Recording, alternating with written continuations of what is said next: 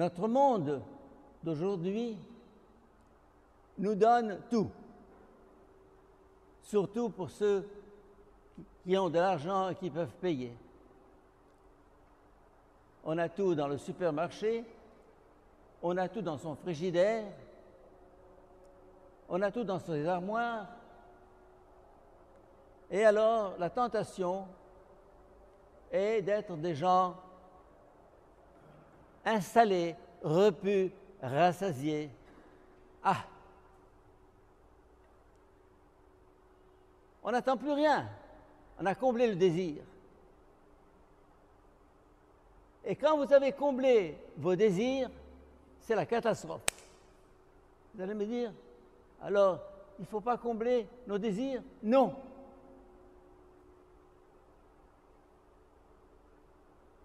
Non. Ce qui fait l'homme, c'est le désir. C'est le regard en avant. C'est l'attente, j'attends. J'attends quelque chose, j'attends quelqu'un, j'attends de l'avenir, du nouveau. Ça, c'est le message de la Bible, le message de l'Évangile.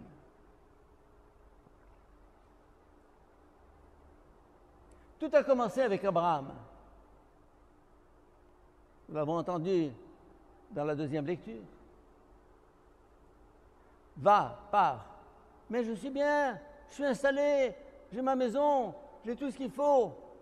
Pars, quitte, je te donnerai une terre, ce qu'on appelle la terre promise. Il va d'étape en étape, il arrive à cette terre promise. Voici la terre que je vais te donner. Ah, je vais pouvoir me reposer. Oui, un petit peu. Et puis ensuite, vers l'Égypte. Et puis ensuite, vers la terre promise.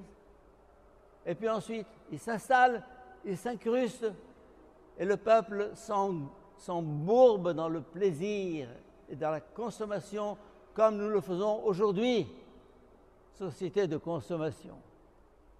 Société de consommation.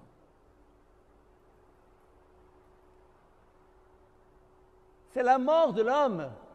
Quand vous avez comblé le vide, comblé le désir, c'est fini.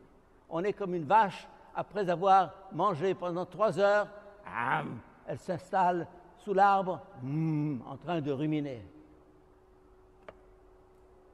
Elle n'attend rien. C'est fini. Chabana.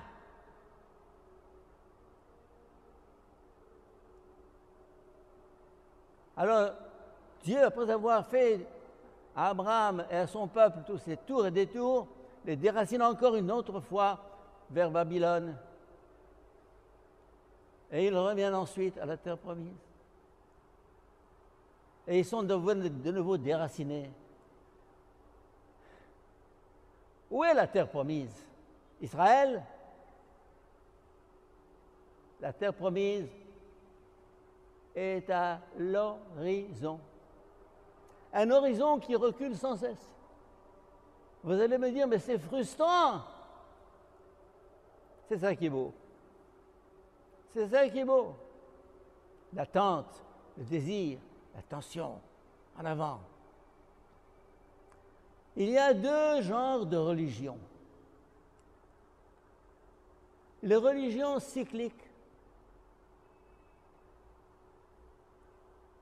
et les religions linéaires ou eschatologiques. Ça veut dire les religions qui consistent à répéter le passé. Rien de nouveau sous le soleil. Et la vérité, elle est derrière. Et les religions linéaires, eschatologiques, la vérité est devant. Devant. Devant où? Devant. Plus loin. Va plus loin. Plus loin. Même si tu te crois déjà arrivé, comme disait un cantique, va plus loin. Oh. C'est fatigant, c'est épuisant, mais c'est ça qui fait l'homme. Pourquoi l'Occident est à la pointe du progrès dans l'humanité? Pourquoi? Parce qu'il est imprégné de cette attente, cette promesse, ce désir, ça le pousse, ça le dynamise. Les sociétés judéo-chrétiennes ont été à la pointe du progrès parce que justement, elles sont sans cesse en attente, en espérance, en recherche. C'est devant, va plus loin.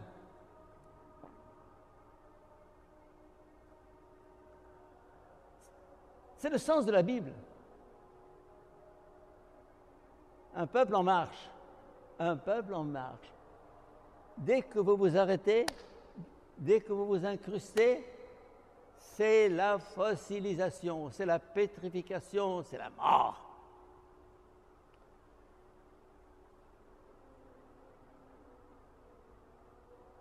Méfiez-vous de l'âge de la retraite. Tous ceux qui ont dépassé les 60 ans ou les 70 ans, ne dites pas « Ah !»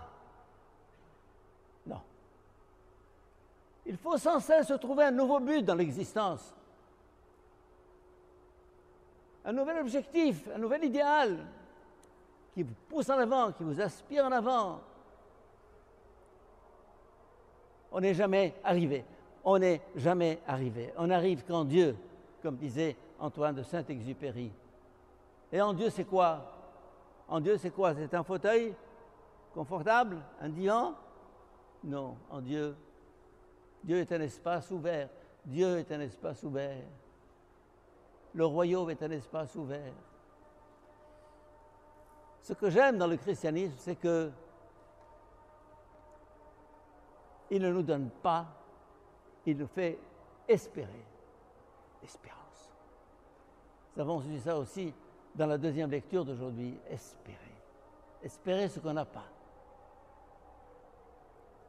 Et le faire advenir, c'est pas là, c'est le faire advenir.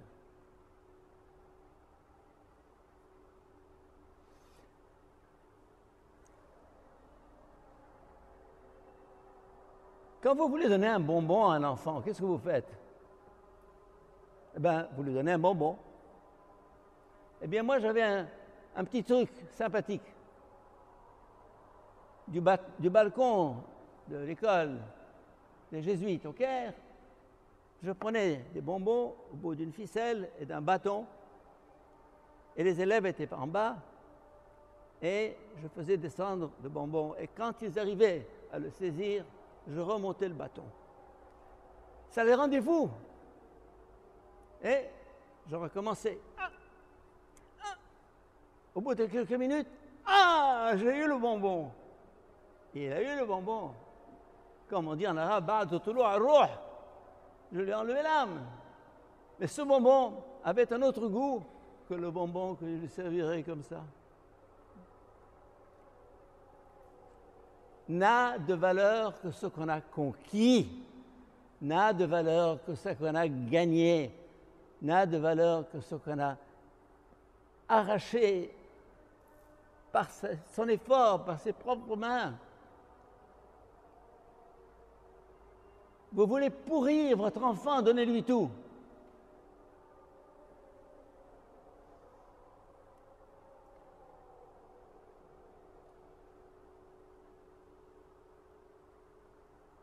Je disais donc qu'il y a deux types de religions. Les religions qui regardent dans le passé. Tout est dit, tout est fait, tout est donné, tout est écrit. Khalas. Que disent les anciens? Que dit la tradition? Et la religion eschatologique? Ne pensez pas que l'Esprit s'est arrêté de parler après la Pentecôte. Et le Christ nous a mis en garde. J'ai bien d'autres choses à vous dire, mais l'Esprit vous les révélera au fur et à mesure. L'Église est un déploiement continuel d'une révélation qui ne se terminera jamais.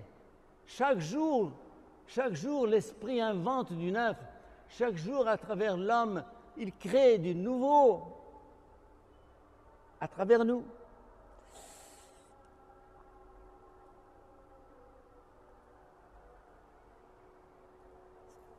C'est ce qui rend l'histoire passionnante. Passionnante.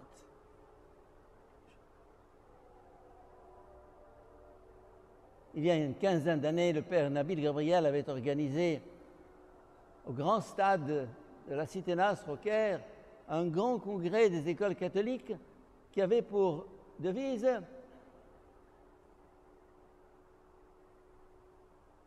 العالم بين ايدينا تعال نشكله. Le monde est entre nos mains, allons, façonnons-le. Le monde est entre nos mains, façonnons-le. Alors, cette Égypte dans laquelle nous sommes aujourd'hui, qui est dans la poisse, dans la difficulté, dans la misère, on peut passer son temps dans les salons à nous critiquer. Ah, le président, il a fait, il ne sait pas faire, on a encore des problèmes, on a ceci.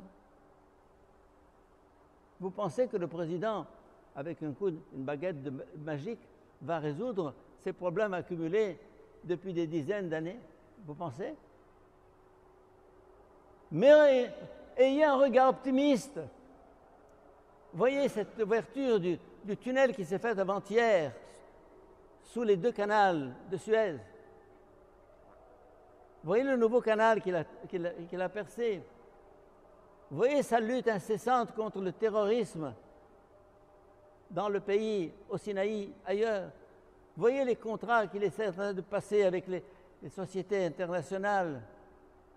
Voyez cet état de stabilité et de paix dont nous jouissons ici en Égypte, et qui n'existe pas en Libye, en Syrie, en Irak, au Yémen ou ailleurs. Mais voyons le positif, bon sang de bon sang. Au lieu de nous braquer sans cesse sur le négatif, ah, il y a des problèmes. Mais bien sûr qu'il y a des problèmes. Et heureusement qu'il y a des problèmes. Soyons des gens qui regardons l'avenir avec espérance, avec optimisme, en sachant que le monde est entre nos mains. Oui, nous pouvons le changer, nous pouvons le façonner, nous pouvons le transformer. Et le monde de demain n'arrivera que si tous et chacun mettons dans notre cœur, dans notre âme, cet esprit d'espérance, d'attente, de désir. Le Seigneur ne va pas nous donner le royaume comme le bonbon, non. Il va nous le faire danser sous nos yeux. Nous allons faire ça. Mais c'est ça qui est passionnant. C'est ça qui est intéressant. Et la vie spirituelle n'est pas autre chose. Vous pensez qu'un jour, on dit « Ça y est, je suis arrivé. » Tu es arrivé? Tu es arrivé? À quoi? Ah! On n'arrive jamais. On n'arrive jamais. On n'arrive jamais quand Dieu, comme je le disais tout à l'heure.